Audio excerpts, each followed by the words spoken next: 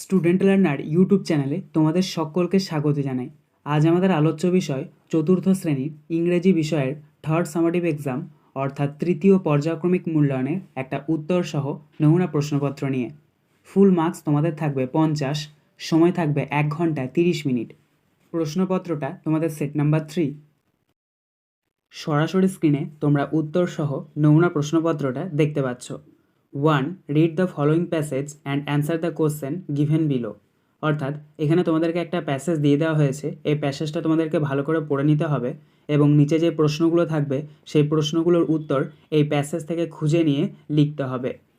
The man heard a woman talking to the children. Don't cry. The rice will be ready soon. She said. The man looked inside the hut. He asked the woman, why are the children crying? The woman replied, they are hungry. I have nothing to feed them.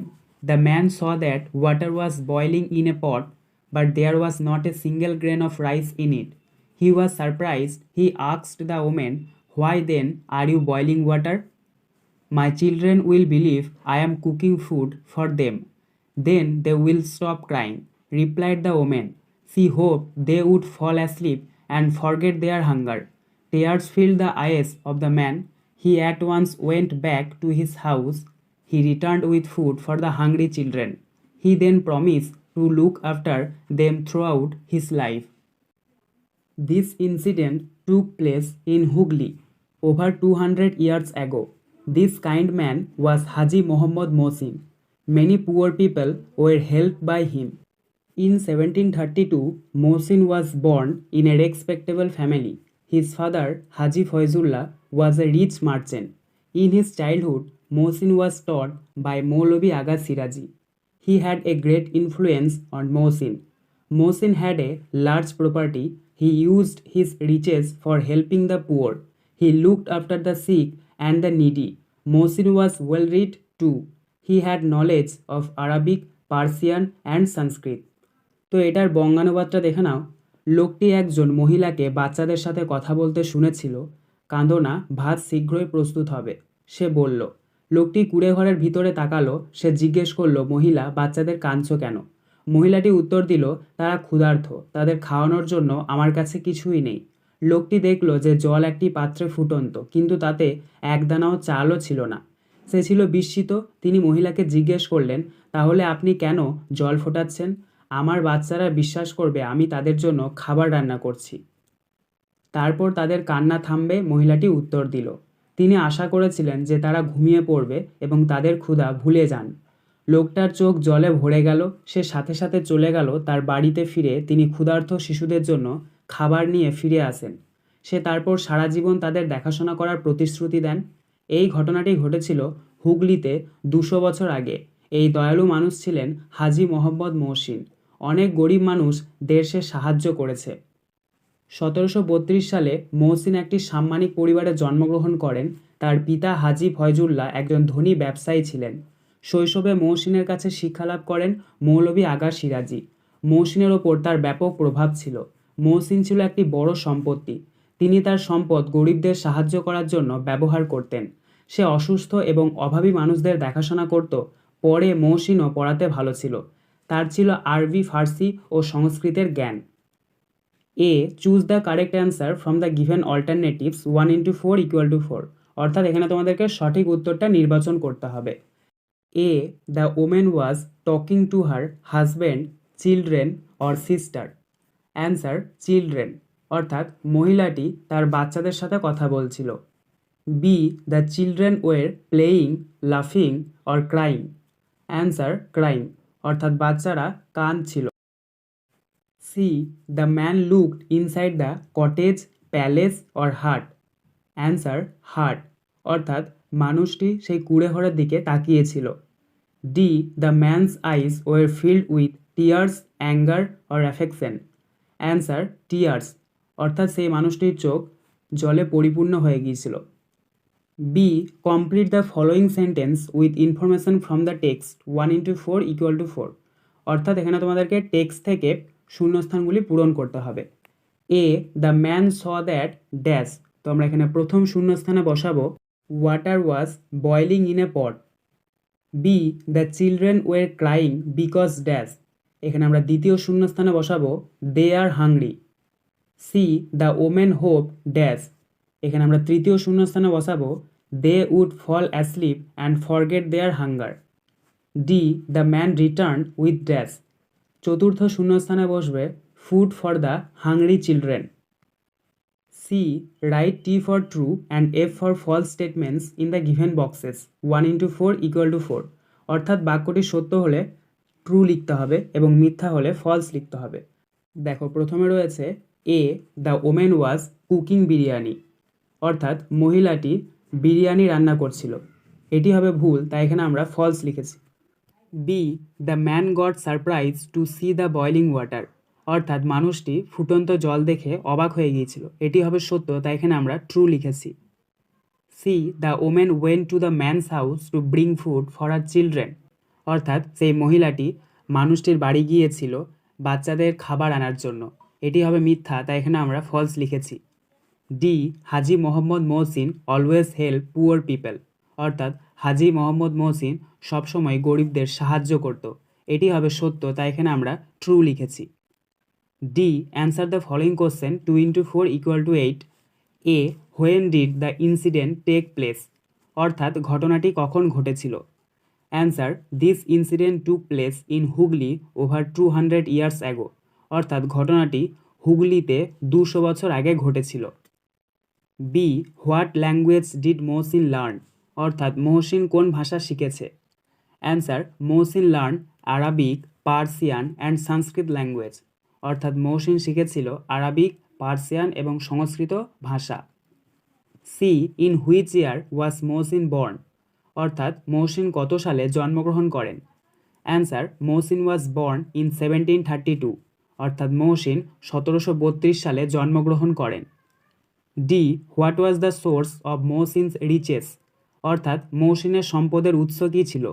Answer Mohsin's father's wealth was the source of his riches, অর্থাৎ মহসিনের বাবার সম্পত্তি ছিল মহসিনের সম্পদের উৎস। 2 read the given passage and answer the following question, অর্থাৎ এখানে তোমাদেরকে প্যাসেজটা ভালো করে পড়ে নিতে হবে এবং নিচে যে প্রশ্নগুলো থাকবে সেই প্রশ্নগুলোর উত্তর এই প্যাসেজ থেকে খুঁজে নিয়ে লিখতে হবে। Once a crow found a piece of meat. It flew with it. It sat on a tall tree. A clever fox saw the crow with meat. It wanted to have that piece of meat. So the fox hit upon a plan. It asked the crow to sing aloud. The crow opened its mouth to sing. The meat fell down. The fox was waiting for this moment. It came from somewhere suddenly and picked up the piece of meat at once and ran away into the forest. The crow was sad at its foolishness. তো এটার বঙ্গানুবাদটা দেখে নাও। একবার একটা কাক এক টুকরো মাংস পেল, এটা নিয়ে উড়ে গেল। এটি একটি লম্বা গাছের ওপর বসলো। একটি চতুর শিয়াল মাংসসহ কাকটিকে দেখল, সে মাংসের টুকরো চেয়েছিল, তাই শিয়াল একটি পরিকল্পনায় তৈরি করলো। সে বলল কাককে জোরে গান গাও। কাক গান গাইতে মুখ খুলল, মাংস পড়ে গেল নিচে। শিয়াল এই মুহূর্তের জন্য অপেক্ষা করছিল। হঠাৎ করে মাংসের টুকরো তুলে নিয়ে বনে পালিয়ে গেল। কাক তার মূর্খতায় দুঃখ পেল। A choose the correct answer from the given alternatives 1 × 4 = 4। A the crow found a piece of bread, piece of meat, piece of cake. Answer piece of meat, অর্থাৎ কাকটি খুঁজে পেয়েছিল মাংসের টুকরো। B the crow was seen by a fox, bat or lion. Answer fox, অর্থাৎ কাকটি একটা খ্যাঁকশিয়ালকে দেখতে পেয়েছিল। C the crow flew with the meat, walk with the meat, run away with the meat, sat on the road with the meat. Answer flew with the meat, অর্থাৎ কাকটি মাংসের টুকরো নিয়ে উড়ে চলে গিয়েছিল।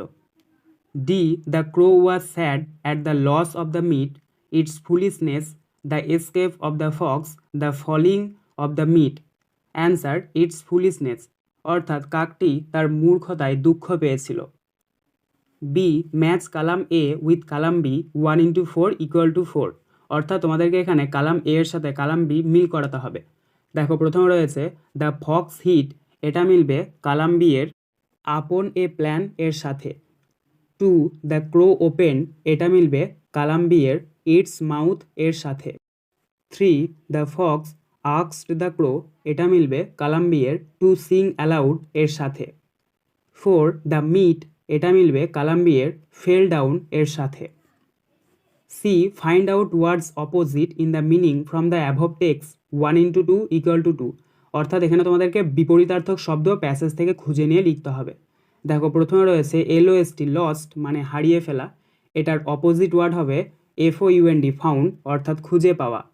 BSHORT শর্ট অর্থাৎ বেটে, এটার অপোজিট ওয়ার্ড হবে TALL টল অর্থাৎ লম্বা। 3. Fill in the blanks with the adjectives given in the help box below 2 × 5 = 10, অর্থাৎ এখানে তোমাদেরকে শূন্যস্থানগুলো হেল্প বক্সে যে সমস্ত শব্দ দিয়েছে সেখান থেকে খুঁজে নিয়ে পূরণ করতে হবে। দেখো হেল্প বক্সে কী কী দিয়েছে, strong, cold, sweet, big, little. তো প্রথমে রয়েছে দেখে নাও I want a dash cake for my birthday, এখানে প্রথম শূন্যস্থানে বসবে big. B would you like dash water, এখানে দ্বিতীয় শূন্যস্থানে বসবে cold. C I love to hear dash music, তৃতীয় শূন্যস্থানে বসবে sweet. D the cat run after a dash mouse, চতুর্থ শূন্যস্থানে বসবে little. E the dash man lost the wrestling match, শূন্যস্থানে বসবে strong. 4. Fill in the blanks with correct preposition, অর্থাৎ শূন্যস্থানগুলি তোমাদেরকে সঠিক প্রিপোজিশন দিয়ে পূরণ করতে হবে। A the teacher sat dash the chair, তো আমরা এখানে প্রথম শূন্যস্থানে বসাবো on. B there is a nice story dash this book, এখানে আমরা দ্বিতীয় শূন্যস্থানে বসাবো in. C distribute the sweets dash the boys of the class, এখানে আমরা তৃতীয় শূন্যস্থানে বসাবো among. D he was born dash 1990, এখানে আমরা চতুর্থ শূন্যস্থানে বসাবো in. E mister Sharma came dash Delhi dash Kolkata, দেখো এখানে দুটো শূন্যস্থান রয়েছে, প্রথম শূন্যস্থানে বসাবো টু এবং দ্বিতীয় শূন্যস্থানে বসাবো ফ্রম। আজকের আলোচনা পর্বটি এখানেই শেষ হলো। আশা করি ভিডিওটি তোমাদের ভালো লেগেছে। যদি ভালো লাগে একটা করে লাইক করে দিও। সবশেষে তোমাদের কাছে একটাই অনুরোধ, যারা এখনও পর্যন্ত আমাদের চ্যানেলটিকে সাবস্ক্রাইব করে উঠতে পারোনি তারা চ্যানেলটিকে সাবস্ক্রাইব করে পাশে থাকা নোটিফিকেশন বেলকে অল প্রেস করে নিও এই ধরনের নতুন নতুন ভিডিও পাওয়ার জন্য।